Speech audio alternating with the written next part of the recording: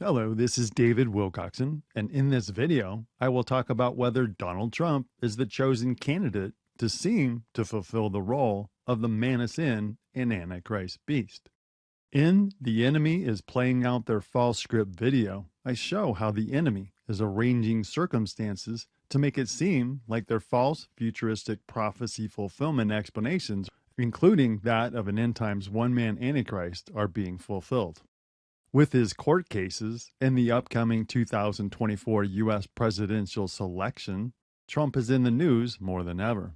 In the Is 2024 the Year of an Israel Peace Agreement video, I show how Trump is being positioned to broker an Israel peace deal, which would cause people to proclaim that he's the Antichrist. It was President Trump who moved the U.S. Embassy to Jerusalem. And on the Abrahamic Accord commemorative coin, there's a quote that says, "If one inclines towards peace, it inclines towards you."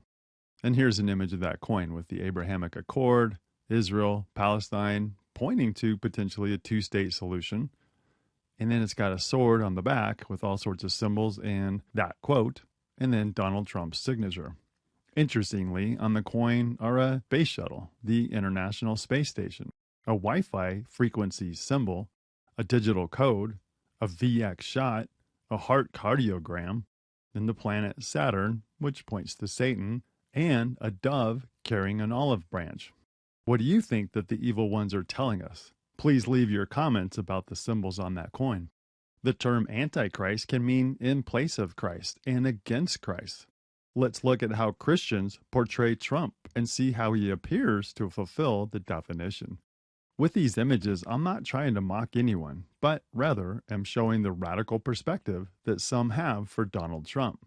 Trump supporters have portrayed him as a savior, even having him on a cross, making him look like the victim with Nancy Pelosi and the other Democrats watching on. They portrayed him as protected by God, here showing the narrative of Daniel in the lion's den.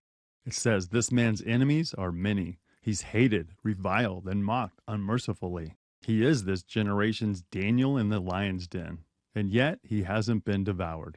We need to trust God, for no one man can alter what our God has ordained for both America and mankind. They portray him as a praying man of God. Trump supporters portray him as a warrior king. They say that he's a conquering king like Messiah, as we see in these images. The term MAGA, which is attributed to Trump as Make America Great Again, can describe a magician, a magus, a magic user, a spellcaster, an enchanter, a sorcerer, a warlock, a witch, or a wizard. And the Donald seems to have many Christians under his spell. I'm just saying. Some people present him as the chosen one of God. They raise him up as the golden calf to be revered, and they blindly trust him. They proclaim that he is the Archangel Uriel. Says, "This is my president. He is Archangel Uriel incarnated, here to save us from evil." Many archangels are incarnated on earth now, all here to save us from evil. It is biblical. They portray him as led by Messiah. They say that he is a warrior of God.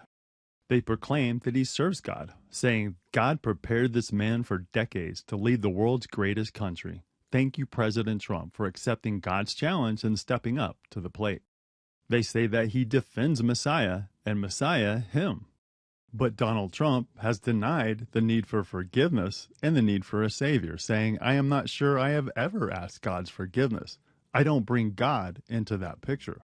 Donald Trump has been putting his autograph on Bibles, which seems sacrilegious. But Donald shows his allegiance to the Antichrist beast popes of Rome.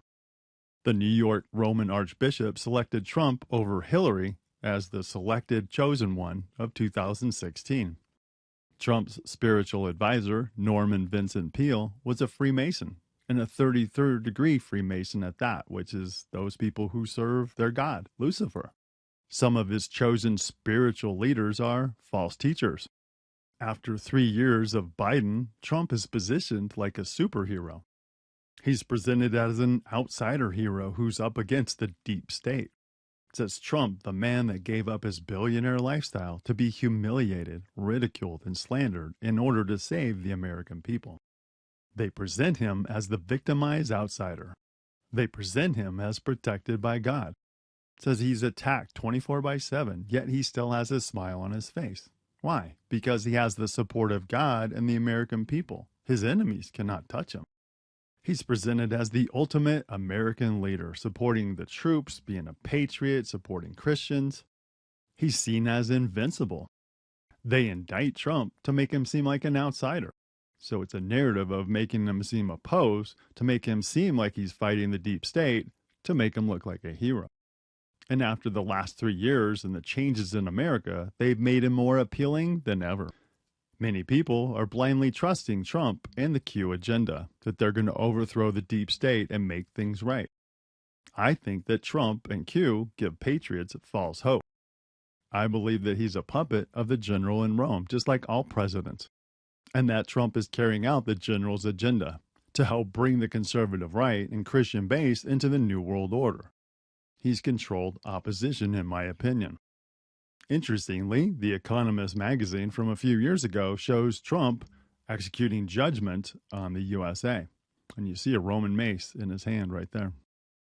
I know that this explanation probably ruffles some people's feathers. Still, I'm sharing my perspective based on the historicist narrative of prophecy, which shows that the District of Columbia is a city-state corporation of the general in Rome, who uses it to control the world's military and intelligence agencies.